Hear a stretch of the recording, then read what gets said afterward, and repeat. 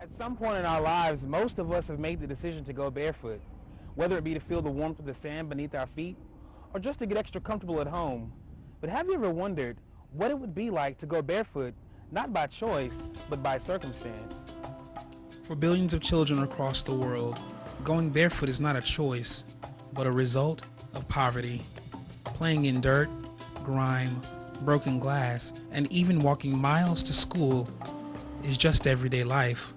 Sadly, many of these children die of curable diseases, which all could be prevented by the protection of a simple pair of shoes.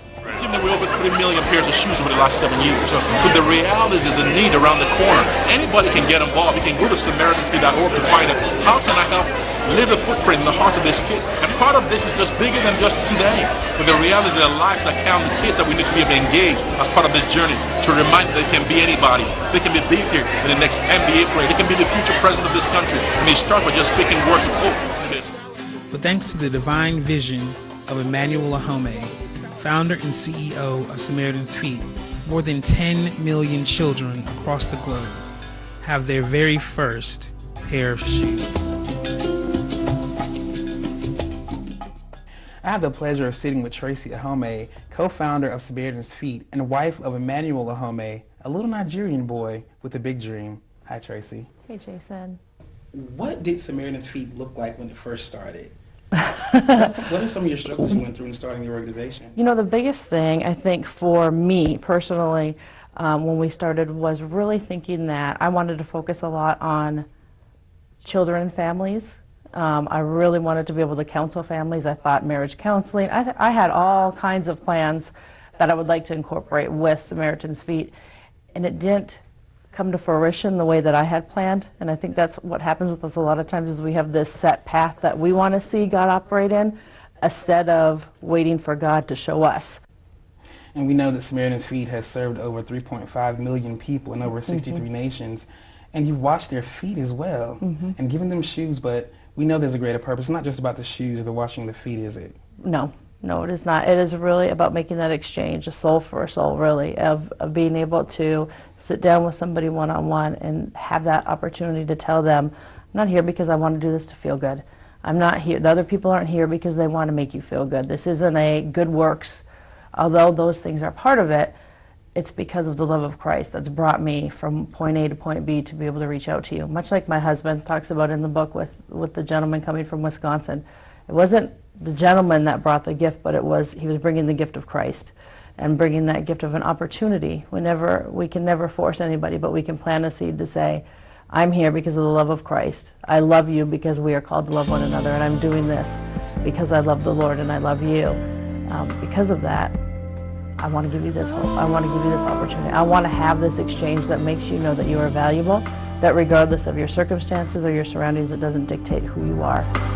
10,000 shoes to cover the feet of Jesus.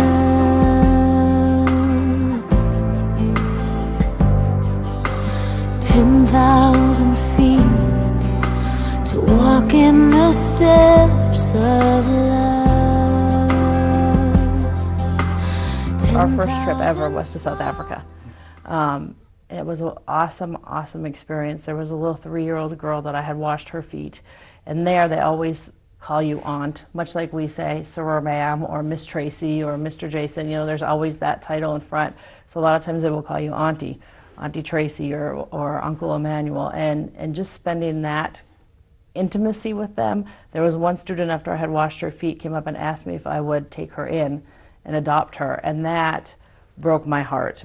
And I didn't know her full story, and later her teacher came up and shared with me that she was living with her aunt. She was an orphan, and she just, because of that exchange of 5 minutes, Jason, sitting there and washing her feet, giving her a hug, helping her smile, loving on her, she probably didn't see me in me, she saw Christ in me and knew that I want to be a part of that family. We know that you and Emmanuel have 4 beautiful children, Yes, Nike, yes, Dele, Wale, and Yemi. Yes, good job on the names.